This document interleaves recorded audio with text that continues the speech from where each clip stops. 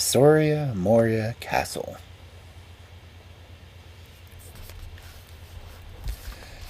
There once upon a time was a couple of folks who had a son called Halvor.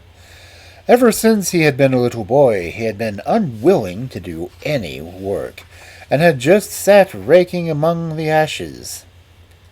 His parents sent him away to learn several things, but Halvor never stayed anywhere, for he had been gone 2 or 3 days, and he always ran from his master, hurried off home, and sat down in the chimney corner to grub among the ashes again. One day, however, a sea captain came and asked Halvor if he hadn't a fancy to come with him and go to sea and behold foreign lands. And Halvor had a fancy for that, so he was not long in getting ready. How long they sailed, I really don't know. But after a long, long time, there was a terrible storm. And when it was over and all had become calm again, they knew not where they were.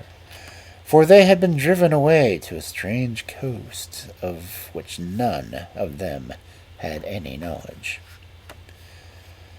There was no wind at all, and they lay becalmed.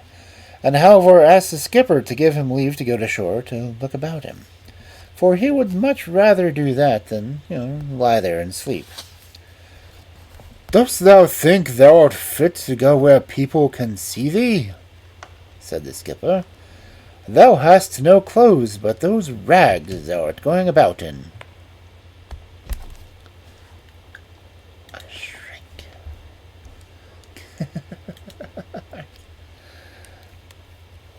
Halvor still begged to leave, and at last he got it, but he was to come back at once the wind began to rise.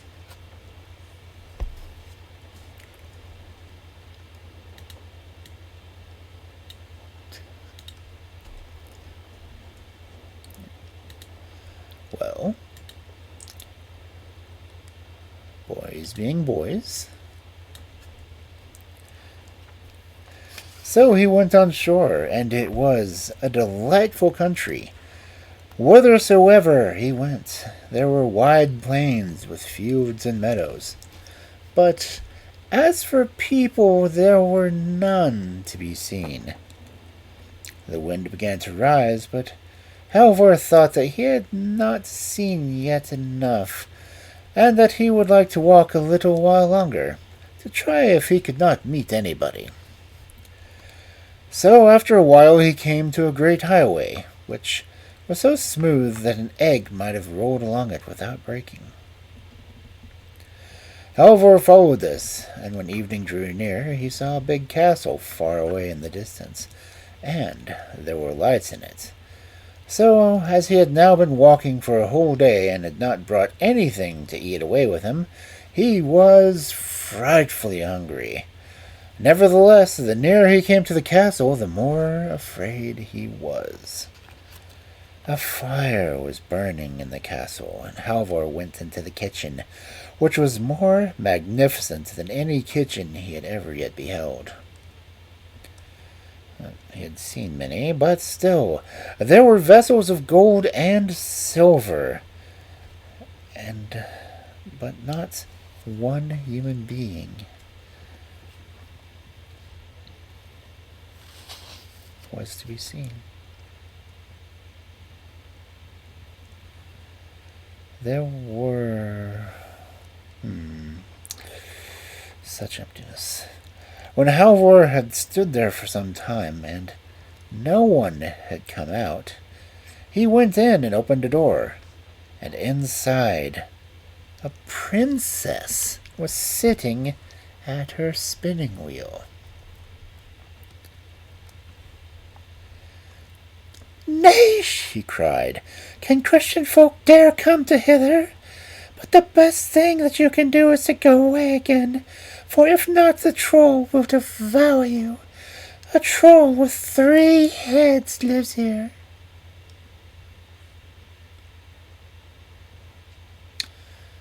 3-headed troll. I should have just as well be pleased if he had 4 heads more, for I should have enjoyed seeing the fellow, said the youth. And I won't go away, for I have done no harm. But you must give me something to eat, for I am frightfully hungry. When Halvor had eaten his fill, the princess told him to try if he could wield the sword which was hanging on the wall. But he could not wield it, nor could he even lift it up. Well then, you must take a drink of that bottle which is hanging by its side, for that's what the troll does whenever he goes out and wants to use the sword, said the princess.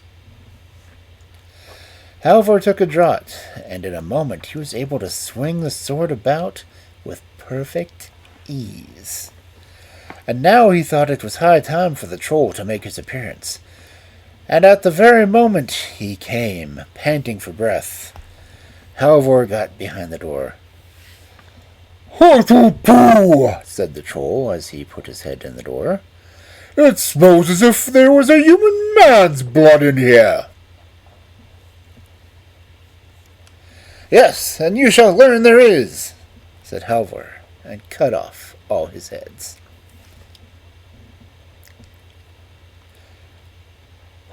The princess was so rejoiced to be free that she danced and sang, but then she remembered her sisters, and said, "If my sisters were but to be freed too." "Where are they?" asked Halvor. Oh, she told him where they were. One of them had been taken away by a troll to his castle, which was 6 miles off, and the other had been carried off to a castle which was 9 miles further still. "But now," she said, "you must first help me to get this dead body away from here." Halvor was so strong that he cleared everything away, and made all clean and tidy very quickly. So they ate and drank and were happy, and next morning he set off at the grey light of dawn. He gave himself no rest, but walked or ran the livelong day. When he came in sight of the castle, he was just a little afraid. It was much more splendid than the other, but here, too, there was not a human being to be seen. So Halvor went into the kitchen, and did not linger there either, but went straight in. "Nay, do Christian folk not dare come here?" cried the second princess. "I know not how long it is since I myself came. During all that time I have never seen a Christian man. It will be better for you to depart at once, for a troll lives here with 6 heads. "No, I shall not go," said Halvor. "Even if he had 6 more, I would not." "He will swallow you up alive," said the princess. But she spoke to no purpose, for Halvor would not go. He was not afraid of the troll. He just wanted some meat and drink, for he was hungry after his journey. So she gave him as much as he would have, and then she once more tried to make him go away. "No," said Halvor, "I will not go, for I have not done anything wrong yet, and I have no reason to be afraid." "He won't ask any about that," said the princess, "for he will take you without leave or right. But as you will not go, try if you can wield that sword which the troll uses in battle." But he could not brandish that sword. So the princess said they had to take a draught from the flask which hung by its side. And when he had done that, he could wield the sword. Soon afterwards the troll came, and he was so large and stout that he was forced to go sideways to get to the door. Dude. When the troll got his first head in, he cried, It smells of a human man's blood in here.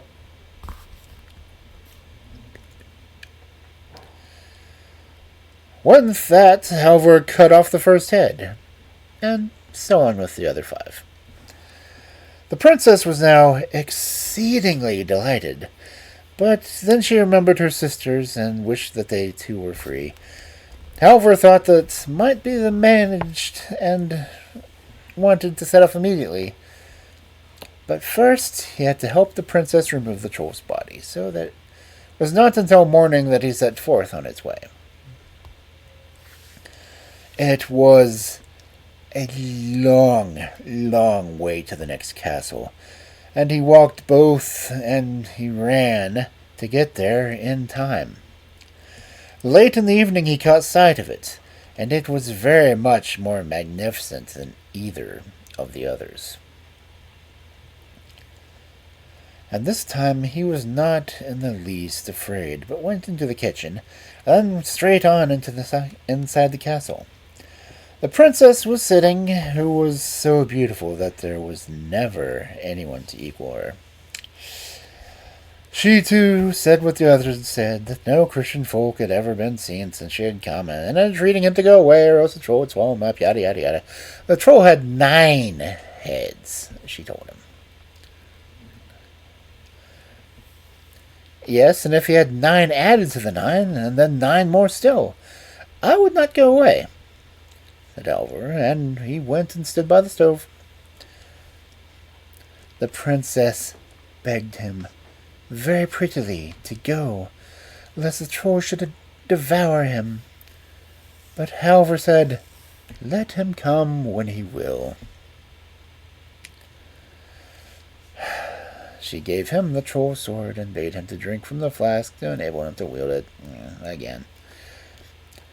At the same time the troll came, breathing hard, and he was ever so much bigger and stouter than the other 2 that he too was forced to go sideways to get in through the door. "Oh, I smell a Christian man is there," he said.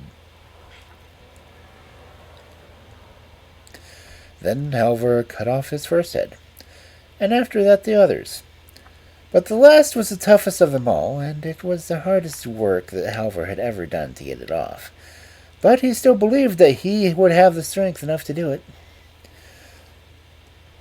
And now all the princesses came to the castle and were together again, and they were happier than ever they had ever been in their lives. And they were delighted with Halvor, and he with them, and he chose the one he liked best. But of the 3 sisters, the youngest loved him best. But Halvor went about, and was so strange and so mournful and quiet, that the princesses asked what it was that he longed for, and if he did not like to be with them. He said that he did like to be with them, for they had enough to live on, and he was comfortable there. But he longed to go home, for his father and mother were still alive, that he knew, and he had a great desire to see them again. They thought that this might easily be done. "You shall go and return to perfect safety if you will follow our advice," said the princesses. So he said that he would do nothing that they did not wish. Then they dressed him so splendidly that he was like a king's son. They put a ring on his finger, and it was one which would enable him to go there and back again, simply by wishing. But they told him he must not throw it away, or name their names. For if he did, all this magnificence would be at an end, and then he would never see them again.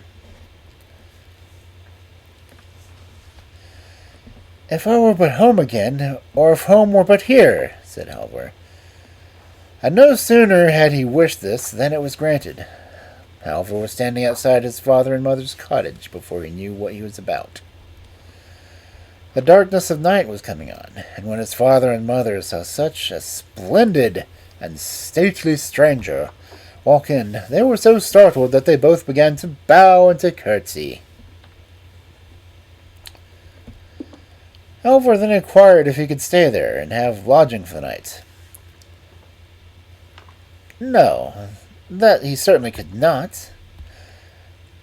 We can give you no such accommodation, they said, for we have none of the things that are needful when a great lord like you is to be entertained. It would be better for you to go up to the farm. It is not far off. You can see the chimney pots from here, and they will have plenty of everything. Halvor would not hear of that. He was absolutely determined to stay where he was.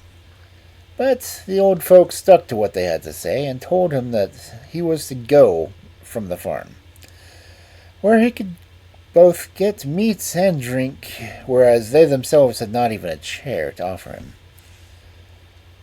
No, said Halvor, I will not go up there till early tomorrow morning. Let me stay here tonight. I can sit down on the hearth.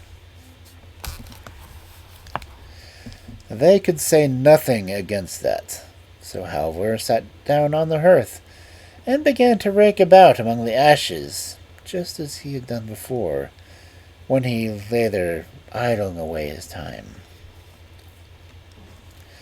They chattered much about many things, and Halvor of this and of that, and at last he asked them if they never had any child. Yes, they said. They had a boy who was named Halvor, but they did not know where he had gone, and they could not even say whether he was alive or dead. Could I be he? Said Halvor. I should know him well enough, said the old woman, rising. Our Halvor was so idle and slothful that he never did anything at all, and he was so ragged that one hole ran into another all over his clothes.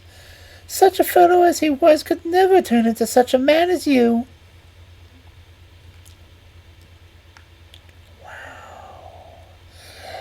In a short time, the old woman had to go to the fireplace and stir the fire.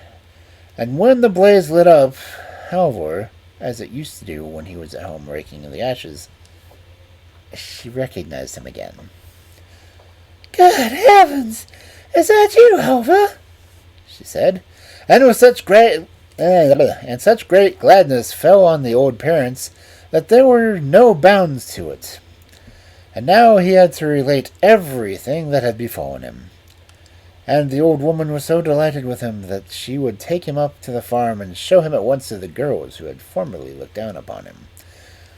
So she went there first, and Halvor followed her. When she got there, she told them about how Halvor had come home again, and how they should just see how magnificent he is. He looks like a prince, she said. Well, we shall see that he is the same old ragamuffin that he was before, said the girls, tossing their heads about. At the same time, Halvor entered, and the girls were so astonished that they left their kirtles lying in the chimney corner, and ran away in nothing but their petticoats. When they came in again, they were so shamefaced that they hardly dared to look at Halvor, towards whom they had always been so proud and haughty. Aye, you have always thought that you were so pretty and dainty that no one was equal to you, said Halvor. But you should see the eldest princess whom I set free. You look like herdswomen compared to her. And the second princess is also much prettier than you. But the youngest, who is my sweetheart, is more beautiful than either the sun or moon.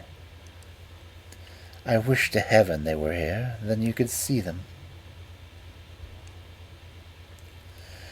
Scarcely had he said this before they were standing by his side. And then he was very sorrowful, for the words which they had said to him came to his mind. Up at the great farm, a great feast was made ready for the princesses, and much respect was paid for them, but they would not stay there. "We want to go down to your parents," they said to Halvor, "so we will go out and look about us." He followed them out, and they came to a large pond outside the farmhouse. Very near the water there was a pretty green bank, and there the princesses said that they should sit down and while away for an hour, for they thought that it would be pleasant to sit and look out over the water, they said. There they sat down, and when they sat for a short time, the youngest princess said, "I may as well comb your hair, little Halvor." So Halvor laid his head down on her lap, and she combed it. And it was not long before he fell asleep. I know that feeling. Then she took a ring from him and put another in its place. And then she said to her sisters, "Hold me as I am holding you. I would that we were at Soria Moria Castle." When Halvor awoke, he knew that he had lost the princesses, and began to weep and lament, and was so unhappy that he could not be comforted. In spite of all his father's and mother's entreaties, he would not stay, but bade them farewell, saying that he would never see them more, for if he did not find the princesses again, he did not think it worth while to live. He again had $300, which he put into his pocket and went on his way. When he had walked some distance, he met a man with a tolerably good horse. Halvor longed to buy it, and began to bargain with the man. "Oh, I have not exactly been thinking of selling him," said the man. "But if we could agree, perhaps—" Halvor inquired how much he wanted to have for his horse. "I did not give much for him, but he is not worth much. He is a capital horse to ride, but good for nothing at drawing. But he will always be able to carry your bag of provisions for you, if you walk and ride by turns." At last they agreed on a price, and Halvor laid his bag on the horse. And sometimes he walked, and sometimes he rode.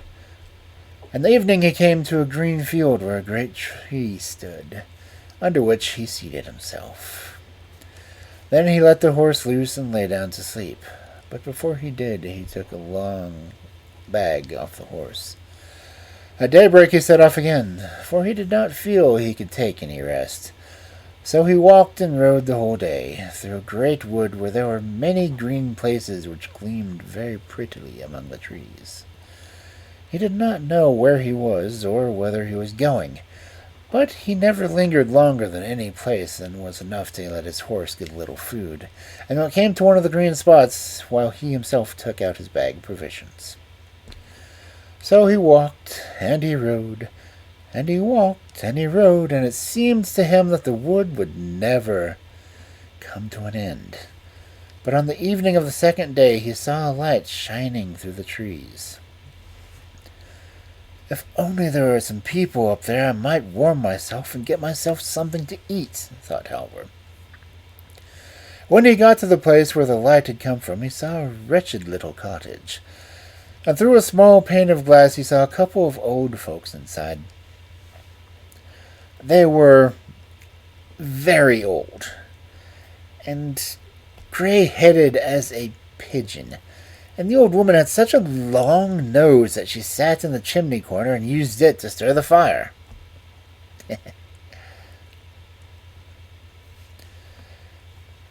Good evening," said the old hag. "But what errand have you that can bring you here? No Christian folk have been here for more than 100 years." So Halvor told her that he wanted to get to Soria Moria Castle, and inquired if she knew the way there. "No," said the old woman. I do not know that, but the moon will be here presently, and I will ask her. She will know. She can easily see it, for she shines on all things. So, when the moon stood clear and bright above the treetops, the old woman went out. Moon! Hey, moon! She screamed. Canst thou tell me the way to Soria Moria Castle?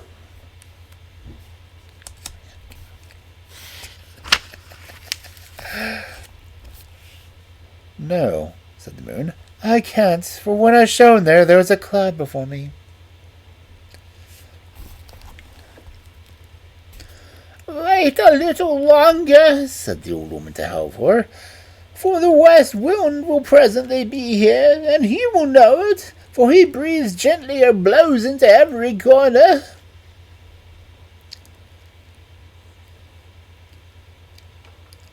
What? You have a horse too? She said when she came in again. Oh, let the poor creature loose in our bit of the fenced-in pasture, and don't let her stand there starving at our very door. But won't you exchange him with me? We have an old pair of boots here which you can go 15 miles in a quarter of every step.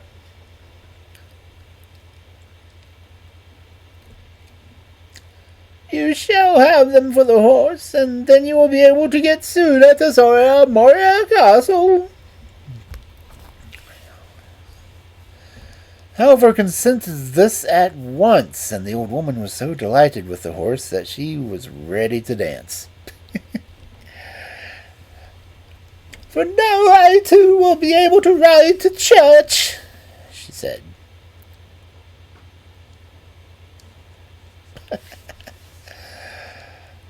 Halvor could take no rest and wanted to be off immediately, but the old woman said that there was no need to hasten. Lie down on the little bench and sleep for a little while, for we have no bed to offer you, she said.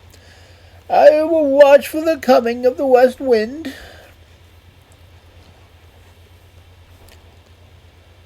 Ere long came the west wind, roaring so loud that the walls creaked.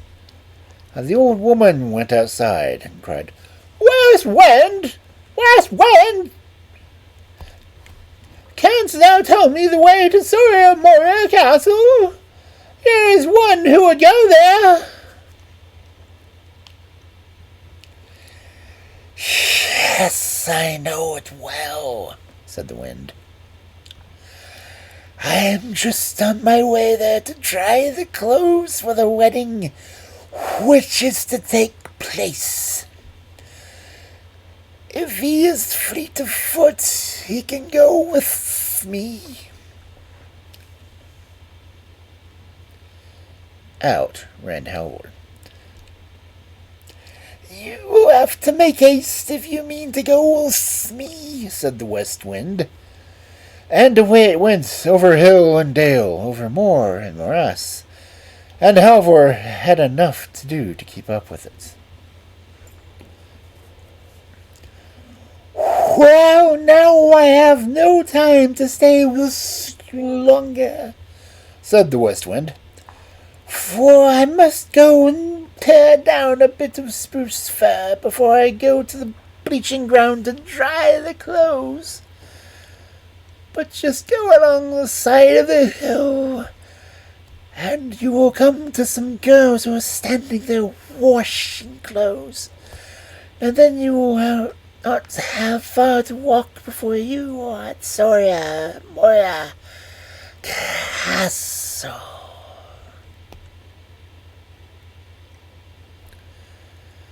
Shortly afterwards, Halvor came to the girls who were standing washing, and they asked him if he had seen anything of the west wind, who was to come there to dry the clothes for the wedding.